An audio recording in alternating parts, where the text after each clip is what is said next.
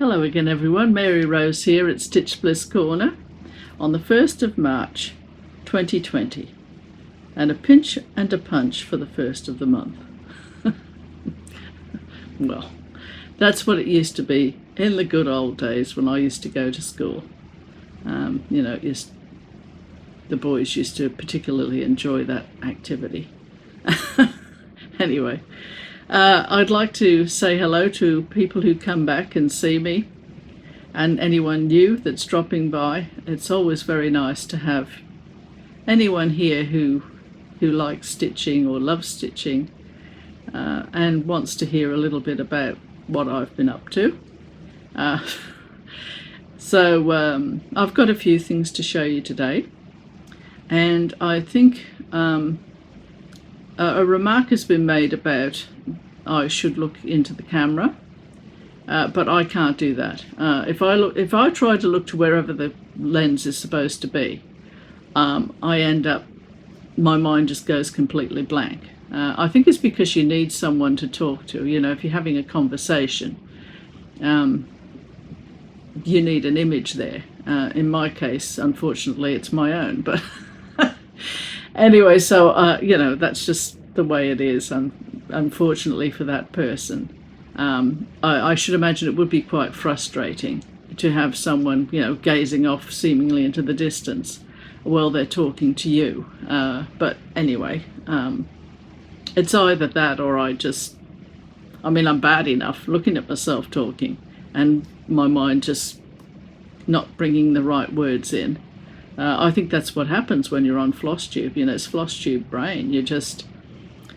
Normal words just come to you so easily in conversation, and yet when you're on Flosstube, your vocabulary, halves for some reason. Well, I think the reason is that there are certain things that you probably don't want to say to the world, and so of course you're going to be a little bit guarded about what you're saying. Not so much with me, because if I get deeply into some kind of a point of view with someone, well, it takes a while for me to get to that stage, I guess, so I can usually pull myself up before I get to be too controversial in this politically correct age. I mean, really, I find it quite amusing in some ways, because it used to be, you live in a free country, you're so lucky you don't live in the Soviet Union or communist China, where you can't say anything and people inform on you and all that sort of thing. And over the past 20 to 30 years, it's just gone almost to the same levels. What happened to just having an opinion and people just disagreeing with it? They don't have to come at you with pickaxes, do they? Seriously. I think people say, the baby boomers are always complaining about something. And I think it's because the baby boomers remember what it used to be like. That's probably why we tend to, carp on about things a bit. It really was the golden age, but I think after the war up to about, mid-80s, when everything started to go absolutely nuts. Anyway, this is about stitching, isn't it? So we'll get on to the stitching. I'm terribly sorry.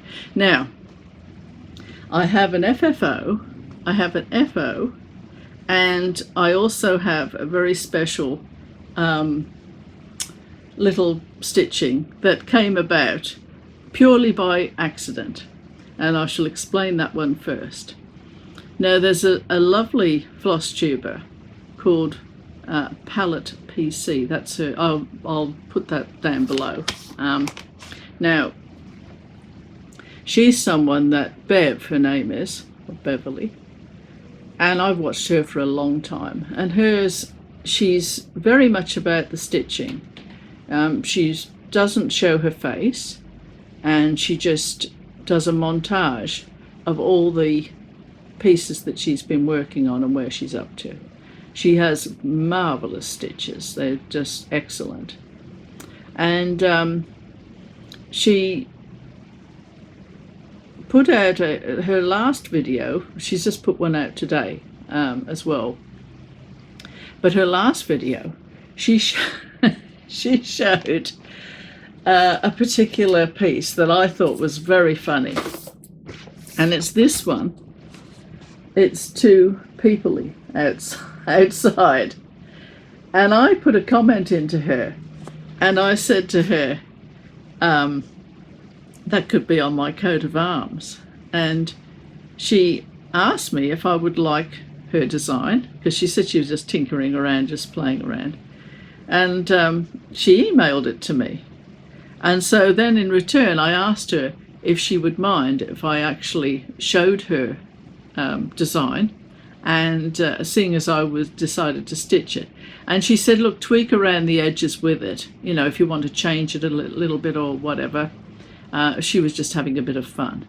So I did do a little bit of tweaking, mostly because I really am pressed for time with all the pieces that I want to stitch this year. So I couldn't exactly follow her design completely, but I certainly put my own spin on it. But that, it's two people outside. I mean, that is such a good, well, it's so original, isn't it? It's a very original thing to say, and very much applies to me. So anyway, so I'll show you what I did of hers. If you remember Jani from Jani Stitches, or Jani Stitcher, her name is spelt Y-A-N-Y, but she's Mexican, so the Y is a J sound, so she's Jani Stitcher. She very kindly sent me some things, and one of them was some hand dyed Ada, which is what I stitched Bev's design on. Now, so I'm just looking to see if there's anything else I have to say. Oh yes, Bev's doing a Haid at the moment. She showed that in her latest video. It's, what's it called? A dog, something about it. The Book of Dog Talk. It's a mini Haid. Now she grids as well, and she uses quite a bit of Ada, which is lovely to see. Kindred spirit there.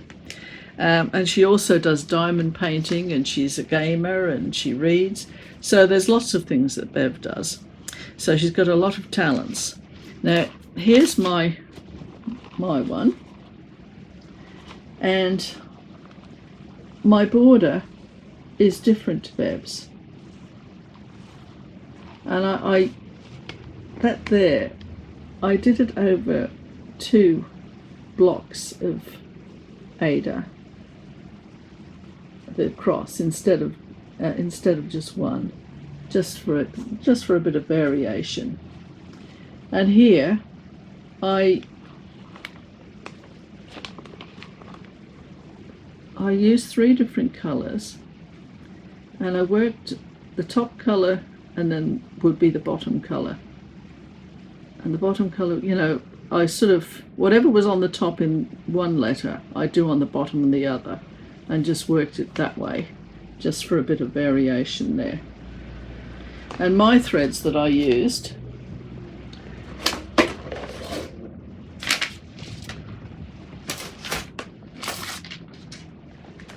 what have I got here?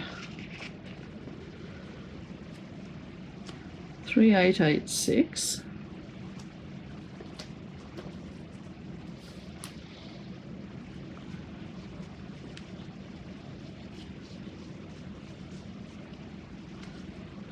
.550. This is riveting, isn't it? 3808.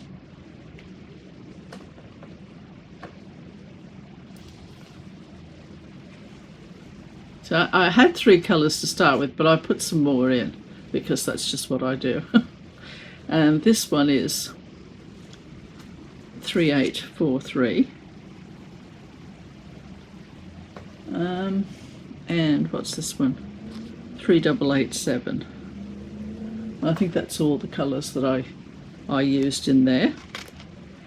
So thank you very much, Bev, because I'll pop this in a frame and have it so that I can see it. I might even add a bit to it. I don't really know if I'll add anything, but yeah, I just thought that was very appropriate for myself, because it is too peoply outside.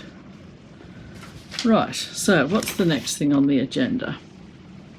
Wattle Cottage. Now, people might remember this one because it wasn't really designed for this, but I adapted it to commemorate Anzac Day, and that's coming up in April. Now, Anzac Day for us, it's April the 25th. And ANZAC, it stands for Australian New Zealand Army Corps. And it was in the First World War, the soldiers came from New Zealand to Australia. And from Australia, they had horses, and the soldiers in those days, they used horses a lot. So their horses and all their equipment and everything had to go over to Western Australia, to a place called Albany, and they left on the big ships from there. And my husband and we visited the War Memorial at the top of Albany. It's right up on the hill. You can see right over the harbour, and I couldn't help but think of those young men going out there. Some of them hadn't even had a girlfriend yet, and never to come back.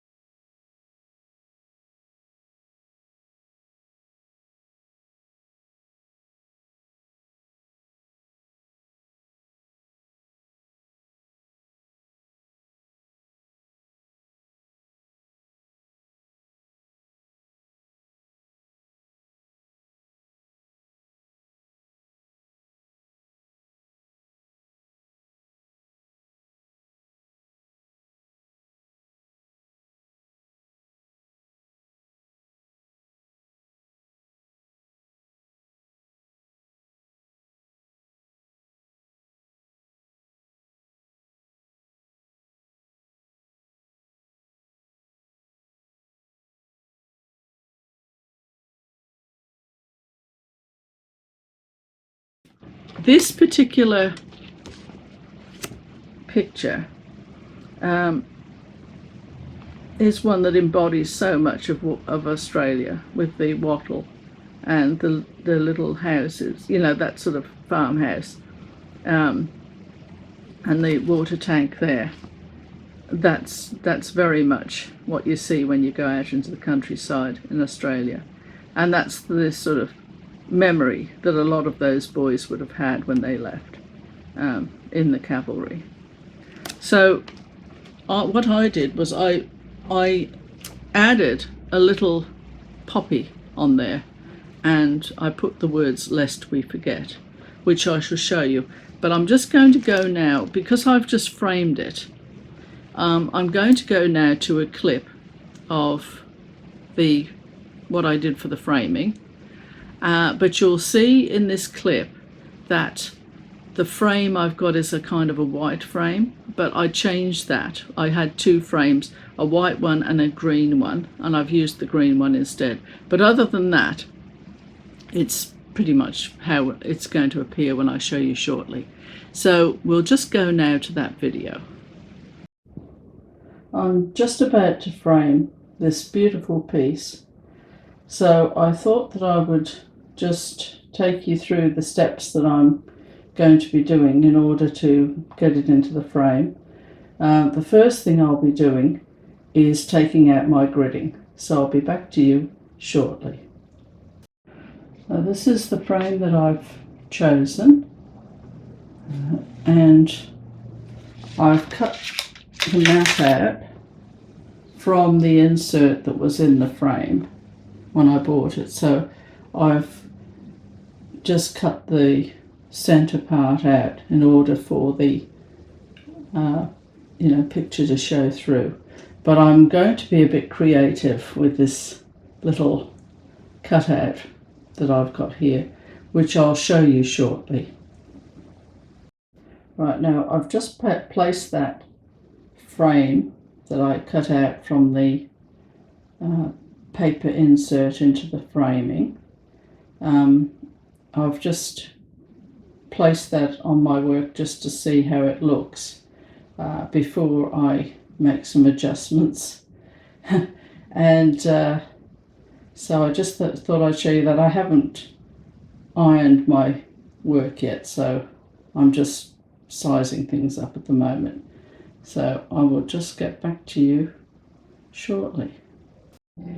Now in Australia we have something called paper bark. And that's this here. You can peel it like paper. So I'm going to see if I can use that in part of the frame that I'm going to be doing. I'm just going to place it on that white paper that I got, the frame that I've made, or the mat I suppose you'd call it, and see how that looks. I've just loosely placed them on there just to see how they would look. I did put a piece across the top, but that just seemed like it was just too much altogether. So I took that off. Now I'm just going to play with this for a while and see how it looks. I've glued the pieces of bark onto the mat, and now I'm just going to wait for it to dry and add a few bits and bobs, and we'll see how it looks. Back again. Now, outside the front of our house, as you've seen in the video, there is what they call paper bark, and that's this here. And if you look at it, you can see that it peels off like paper. And some people actually do paper bark paintings. So anyway, that's the paper bark. And here is the picture.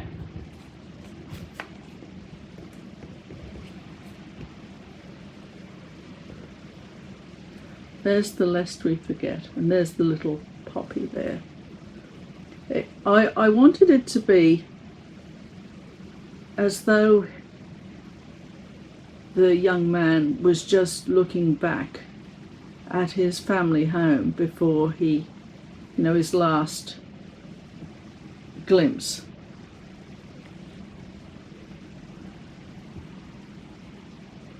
I mean, of course there were ones that did come back. It wasn't as though none of them came back. There were plenty of soldiers that returned. But that's what I decided to do with this piece, because I don't know, it just didn't seem enough just to put a frame around it. I wanted something a little more meaningful. So that's that fully finished one. I'll just pop that down here. And that one is Wattle Cottage, and it's from DMC anyway, so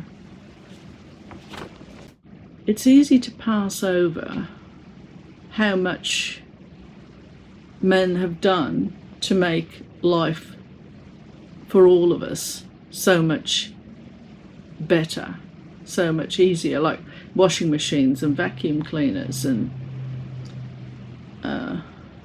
things, dishwashers, beautiful, nice plates and things like that. You know what I mean? They've all been made through the manufacturing process that has been largely invented by men that sat there and thought, well, we could make their lives easier. We could make this easier. And for women, they did make our lives easier. All these inventions that men have. I just feel men need to get some kind of recognition for, because I think today there's a lot of carping about men. I mean, I must be talking. I think it's got under my skin that men are vilified quite a lot, and I think if they were that bad, we wouldn't have any washing machines, we wouldn't have any vacuum cleaners, because they wouldn't give a toss about us, would they?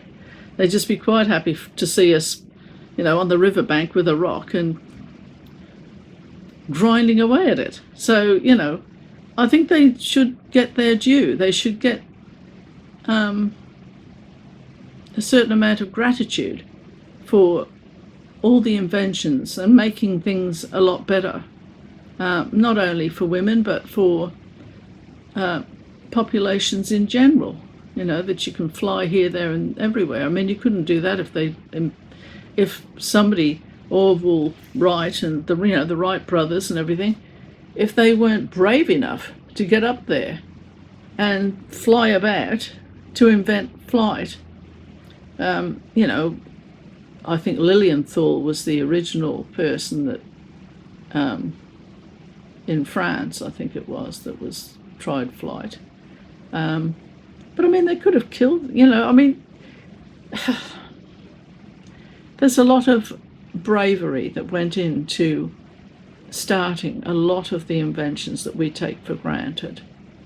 And, steel making. I mean, I don't know if anyone, not many people, I should imagine, have been around a steel making plant, but I have.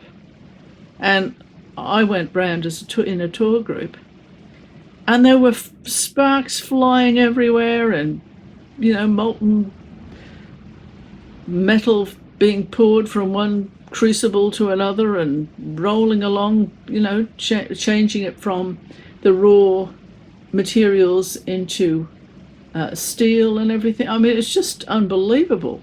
And these men, they're working in this heat and steam and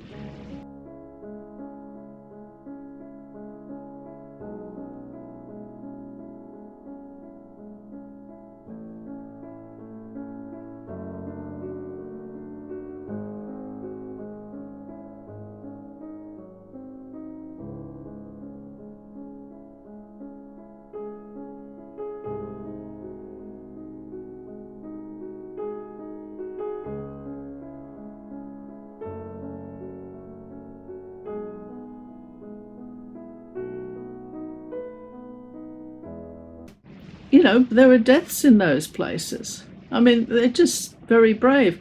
And I know today, of course, there are a lot of girls, I suppose, and women that work in those places. But I'm just harking back to a time when, men just were the ones that did that kind of thing. And it was to the benefit of humanity, that they did those things.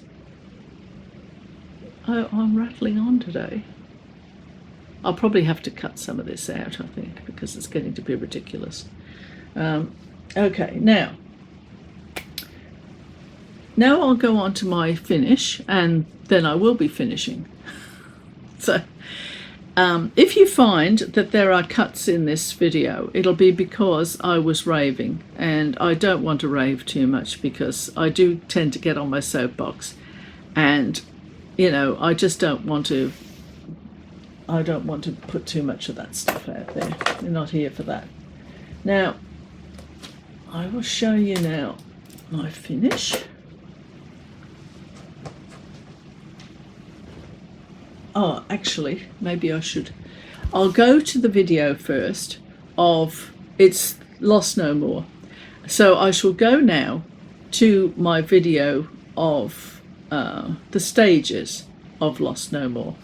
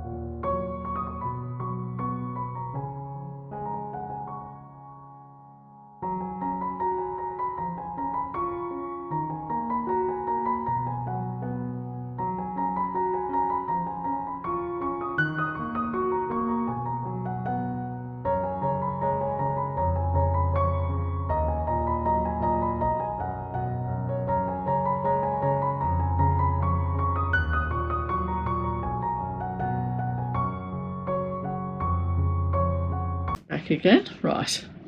So anyway, here is Lost No More.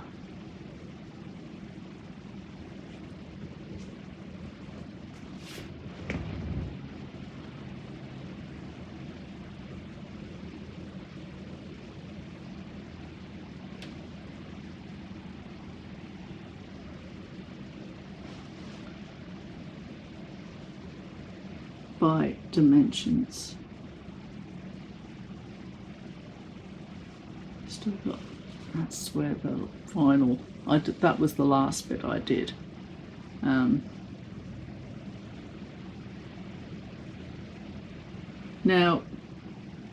when I say it's FFO, that's not strictly true, because I still have to do the outlining.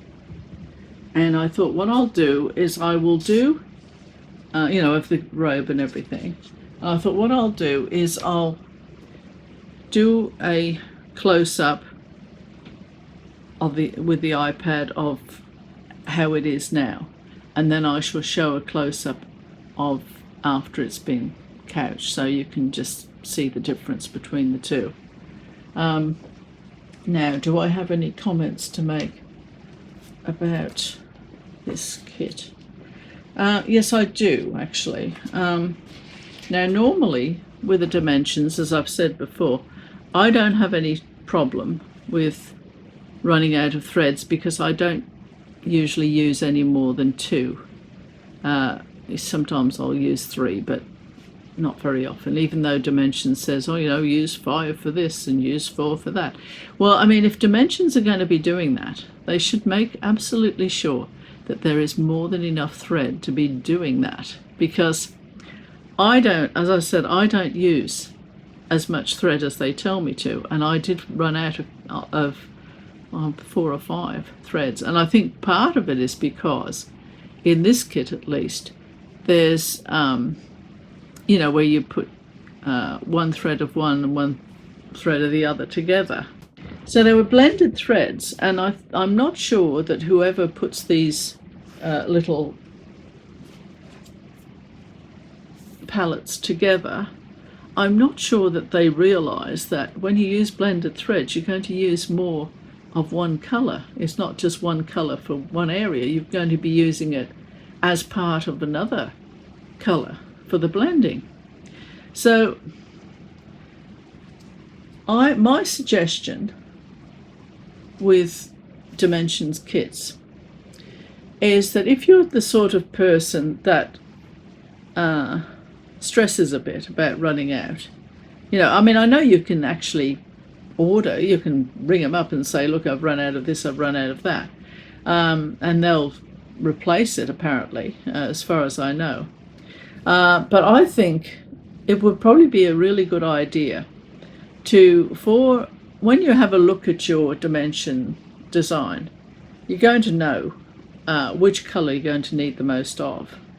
So I would suggest that in those cases where you know that there are areas that need a certain color, I would just have a look at the color that I've got of my Dimensions kit. There is a conversion chart from Dimensions to DMC, which you can get, and Harlequin's printed it out for me. Now, the only thing is, some of these are pretty close to being the same as the Dimensions if you run out of the Dimensions thread. Some of these are pretty close, and others are not close, not even slightly close. So what I did with the ones that I ran out of was that I just got my DMC colours out and just matched it with my own eyes. Now, if I'd have been stitching this for someone else, I probably would have tried to. I do have other Dimensions kits here that I did take some threads from as well. As far as I could, I used the same threads. And if I'd have been stitching it for someone else, I would have probably, got some Dimensions threads to replace ones I ran out of.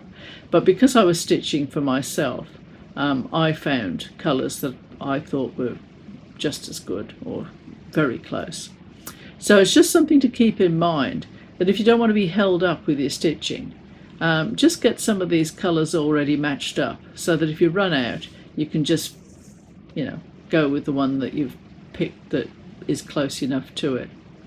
Now, the other thing I did this time that I don't usually do is, wherever I was using blended threads, so I've got one here, for example, this was 15388 and 15393, just there. And what I did was I just put a couple of holes actually in the sheet that they give you, and I just put a knot in it and put it in there, so that if I needed that particular blend, it was there. I did that with quite a few, and it made it a lot easier. I mean, it is defacing it, but it's not going anywhere. No one else is going to have it, so I thought that I could forgive myself for doing that. Was there anything else? Oh yes, now the other thing is, usually,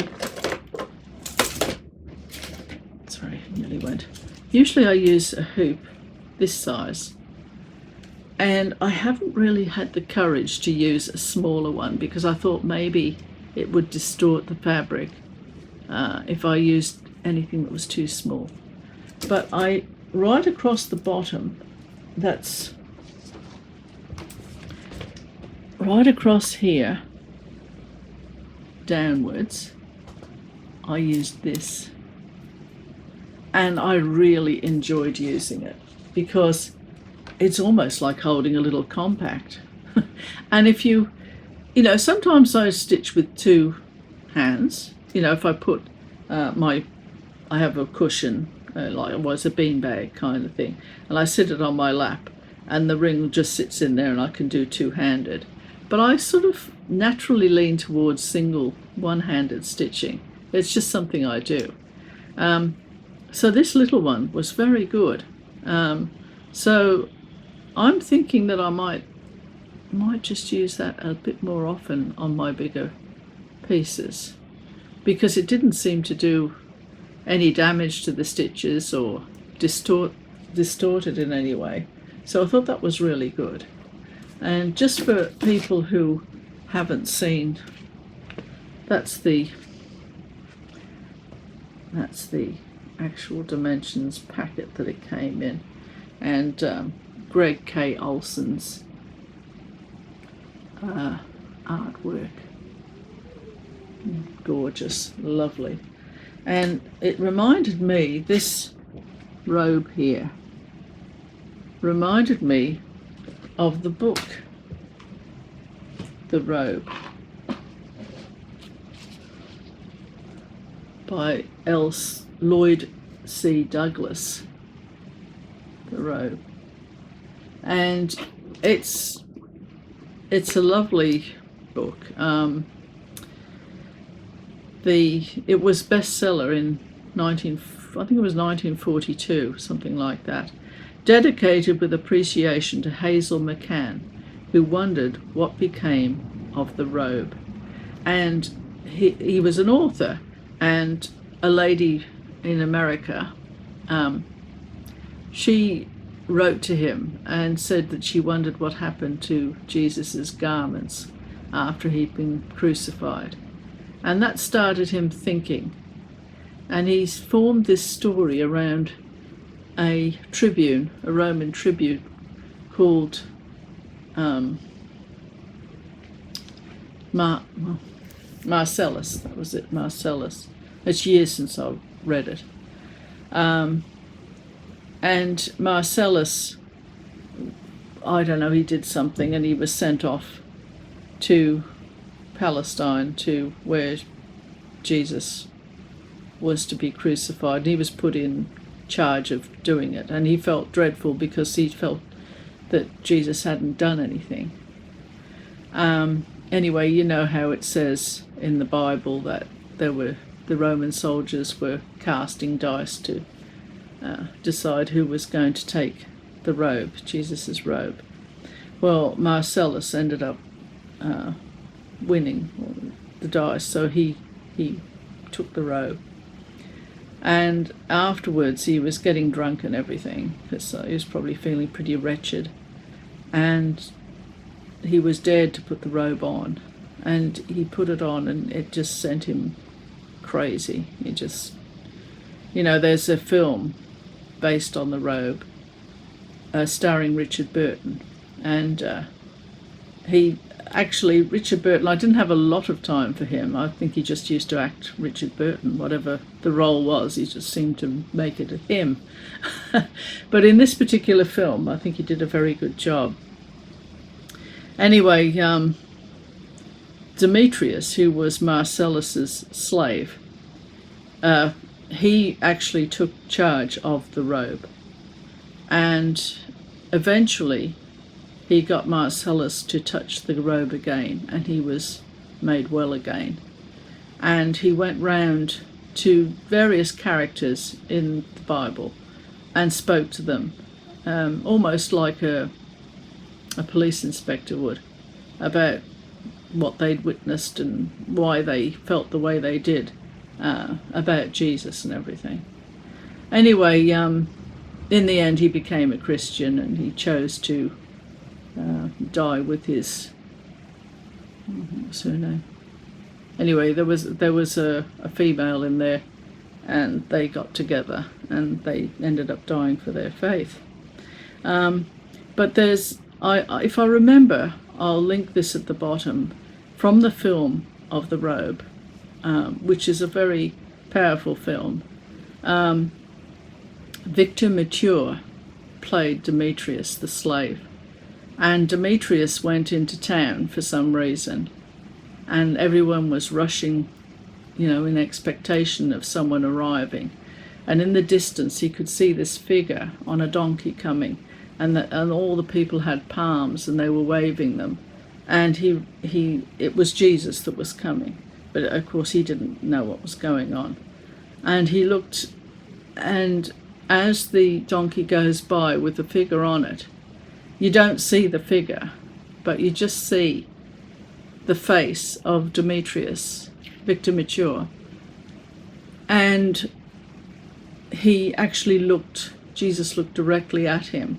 And I think it was just his face, as an actor, said it all. I mean, that was a great piece of acting, because it wasn't overdone. It was just that look. I still remember that look. And there might be a clip down below.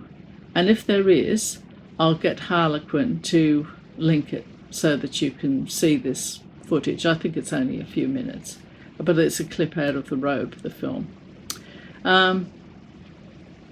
And he wrote a second book after that, The Big Fisherman, which I haven't read this one.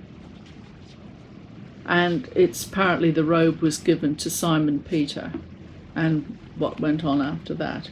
So I will have to get round to reading that one as well. But I just thought I'd share that with you, because I think there is curiosity about what did happen to his, what they used to call it, the seamless robe that he had. And also see the Holy Grail, the actual cup that Jesus drank from, the Last Supper. That's another,